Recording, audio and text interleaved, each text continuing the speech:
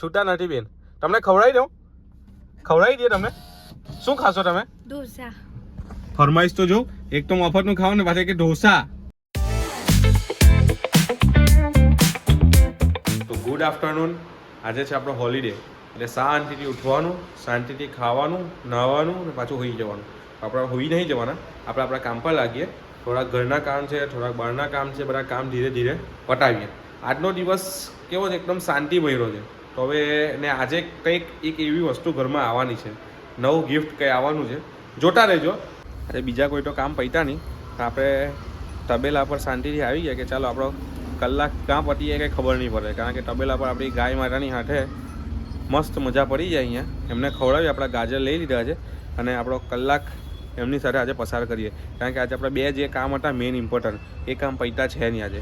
કારણ કે ઘરની બહાર નીકળવાની જ ઈચ્છા નહીં થતી. એક વખત ઈચ્છા થઈ એટલે ફ્રેન્ડે ના પાડી કે ભાઈ એના ઘરે મહેમાન આવ્યા છે, એટલે આજે એક કામ પોસ્ટપોન કરવું પડે એવું હતું.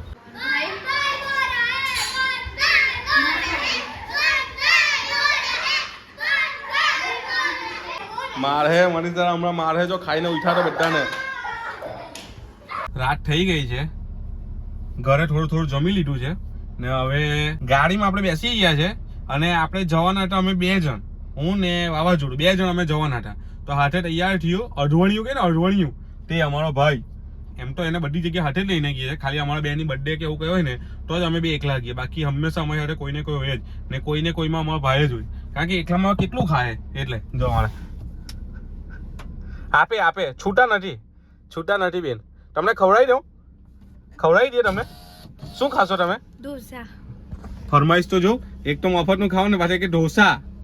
ચાલો બેસી જાઓ ગાડીમાં, બધાને ખવડાવી લઉં. બરાબર, તમને મૂકી આવ્યા પછી. બરાબર, સમોસા બી. ઓકે. વૃદ્ધાશ્રમમાંથી? ના તો સાઈનાથમાંથી. ચાલો, વૃદ્ધાશ્રમમાં તમને ઢોસા મળવાના. વાહ. તો આપણે ફાઇનલી 3 જણ આવી ગયા છે અમે ઢોસા ખાવા માટે. જો એનું બહારનું વ્યૂ જો, ખાલી મસ્ત બનાવી દીધી આખી જો. અમુક જણાએ મને કીધેલું હતું કે ઢોસા અહીંયા સારા મળે છે, હવે ટેસ્ટ કરીએ. બાકી એમ્બિયન્સ બહુ જોરદાર લાગે છે જો અહીંયા.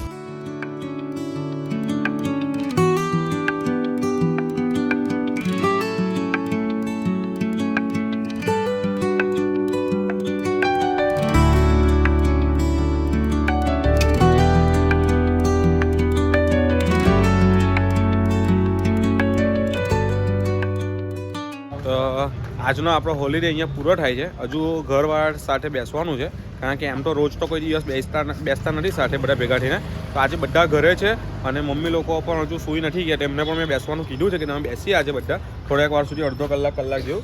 તો થોડુંક કેવું કે એકબીજા સાથે વાત થાય, માઇન્ડ ફ્રેશ થાય, પછી એકબીજાના પેલા શું કહેવાય વિચાર એકબીજાના શેર થાય. એટલા માટે તો આપણું છેલ્લું સ્ટોપ હતું 11:13માં સ્પોટેનાની બાજુમાં.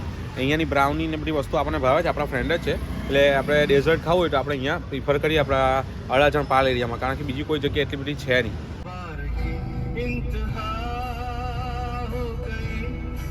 મારી સોસાયટીના મોટો બિલાડો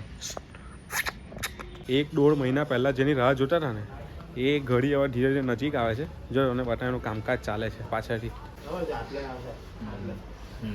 તો અમારા નીલુભાઈ હમણાં લઈને આવ્યા છે ખાઉસા એન્ડ કોનું બેનર લાગે, એટલે ભાઈ તમને બતાવીએ. આજે કેટલા વર્ષો પછી નીલુભાઈને ટાઈમ મળ્યો છે ચોંટાડવાનો. જોઈ લો. તો આ ફાઇનલી આપણી ખાઉસા એન્ડ કોની કાર તૈયાર થઈ ગઈ છે, સ્ટીકર બી લાગી ગયું છે. આપણા નીલુભાઈને થેન્ક યુ, આભાર તમારો. તમે તમારા પ્રેમપૂર્વક જે બી તમે વળતર આપ્યું એના બદલ ખૂબ ખૂબ આભાર. ઋષિભાઈ, હવે આની ડેટ ક્યારે છે આપણે ચાલુ કરવાની?